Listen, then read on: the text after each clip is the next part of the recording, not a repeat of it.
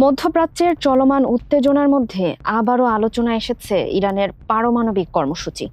দেশটির একটি গুরুত্বপূর্ণ পারমাণবিক স্থাপনায় যৌথভাবে হামলা চালিয়েছে ইসরায়েল ও যুক্তরাষ্ট্র। আল জাজিরার বরাতে জানা গেছে, শনিবার মধ্য ইরানের নাতানজ পারমাণবিক কেন্দ্রে এই হামলা চালানো হয়।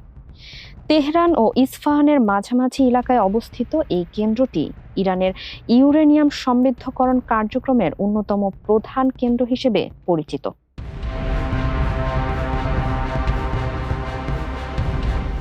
হামলার পর ইরানের রাষ্ট্রীয় গণমাধ্যম জানিয়েছে, স্থাপনাটির কিছু অংশ ক্ষতিগ্রস্ত হলেও কোনো তেজস্ক্রিয় পদার্থ ছড়িয়ে পড়েনি। ফলে আশেপাশের বাসিন্দাদের জন্য তাৎক্ষণিক কোনো স্বাস্থ্য ঝুঁকি তৈরি হয়নি বলে দাবি করা হয়েছে।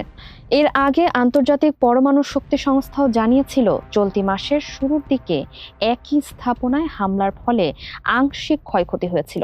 তবে সংস্থাটি নিয়মিত পর্যবেক্ষণের মাধ্যমে পরিস্থিতি নজরদারিতে রাখছে বলে জানা গেছে।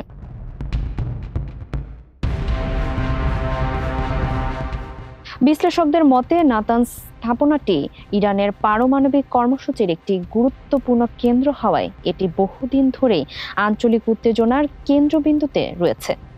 সাম্প্রতিক এই হামলা সেই উত্তেজনাকে আরও বাড়িয়ে দিতে পারে। যদিও বড় ধরনের বিকিরণ ছড়িয়ে না পড়ায় তাৎক্ষণিক বিপদের আশঙ্কা কম, তবুও এ ধরনের হামলা পারমাণবিক নিরাপত্তা ও আঞ্চলিক স্থিতিশীলতা নিয়ে নতুন করে উদ্বেগ সৃষ্টি করেছে। ফারিহা আহমেদ, মানবকণ্ঠ।